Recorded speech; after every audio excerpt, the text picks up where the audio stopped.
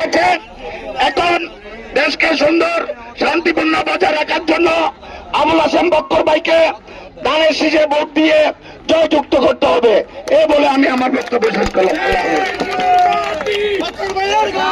বক্কর ভাইয়ের ঘাঁটি নয়াসনের মাটি এখন বক্তব্য রাখার জন্য আহ্বান জানাচ্ছে দিদার সাজুর নেতৃত্বে দলের নেতৃত্বে বিশাল বিশেষ 32 নম্বর যুব দলের নেতা পক্ষ থেকে অভিনন্দন জানাচ্ছি। এখন বক্তব্য রাখার জন্য আহ্বান জানাচ্ছি চট্টগ্রাম মহানগর বিএনপির যুগ্ম আহ্বায়ক প্রান্তীয় আব্দুল মান্নান ভাইকে মূল্যবান বক্তব্য রাখার জন্য অনুরোধ। 35 নম্বর ওয়ার্ড থেকে বিএনপি নেতা সেলিমের নেতৃত্বে সেলিম, ইদ্রিস, সাজু এবং আরো অনেকে আছেন যাদের নেতৃত্বে মিছিল আছে, সবাইকে অসংখ্য ধন্যবাদ।